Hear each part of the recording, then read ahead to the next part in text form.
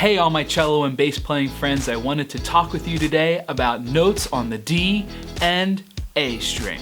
While we talk about putting fingers down on our D and A string, we're talking about using our left hand and specifically 1, 2, 3, and 4th fingers. So pointer finger is always going to be referred to as finger number 1, middle finger always going to be finger number 2, third finger, ring finger, will always be number 3, and pinky will be finger number 4. Also, I pinched my hand in the garden today, so when I hold up my hand, you're gonna see a little injury that's healing. That's just the way it goes when we talk about fingers when I'm getting ready to work in the garden.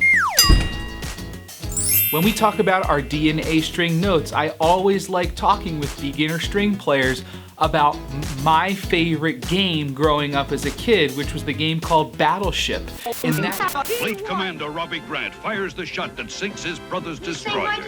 This glorious moment is remembered as the last time Robbie was allowed in Michael's room.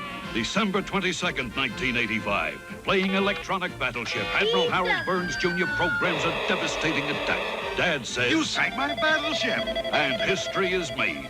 Battleship and electronic Battleship from Milton Bradley. It's a hit. Battleship. In that game, you had to beat your opponent by telling them where you thought their ship was on a grid, and you went one way and then another. And we use that same idea when we talk about how we'd like you to play your D and A string notes. We'll say what string we're on, and then what finger to use, and we typically line that up with my students in the classroom with a special colored tape. So for example, if I wanted to play an E on our instrument, I would call that D1 because it's played on the D string with first finger. So in my little examples today, you're gonna hear me talk about the notes in 3 different ways. You'll hear me talk about it in my string and finger combination. You'll hear me talk about it with just the finger number, and then you'll hear me refer to the note by just its letter name. So let's jump right in and talk about how you can play some notes on the D and A string. All right, here's all my D string notes for my cello players. Starting with open D, no fingers. Going to first finger on the D string for our note E. Third finger on the D string for F sharp. And fourth finger pinky for G. And heading over to our A string notes on the cello, we're starting off with open A, highlighted in red. Going to first finger on the A string for our note B. Going to third finger on the A string for our note C sharp. Notice that second finger down behind it too. And headed to fourth finger pinky for our note D. Let's talk some low bass notes on the D string, starting off with open D highlighted in red. Going to first finger down for our note E. Headed to 4 fingers down on D string for F sharp. And then we're going to also play an open G here in this fingering exercise.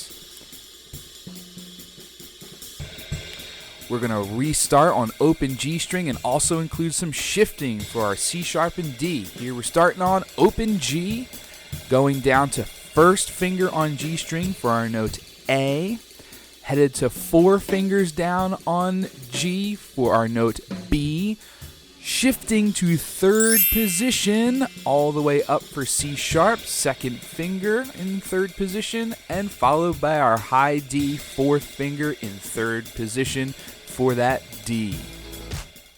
So keep in mind, as you're working through this stuff, totally cool to go and scribble in anything you need to in your music in order to be able to play it successfully. But a goal will be for you to start eventually working towards not labeling your notes and being able to read music notes just like you can read letters when you read a book to form words. My suggestion to you would be to start memorizing where your open strings sit on the lines and spaces that we call a musical staff, and then work from there.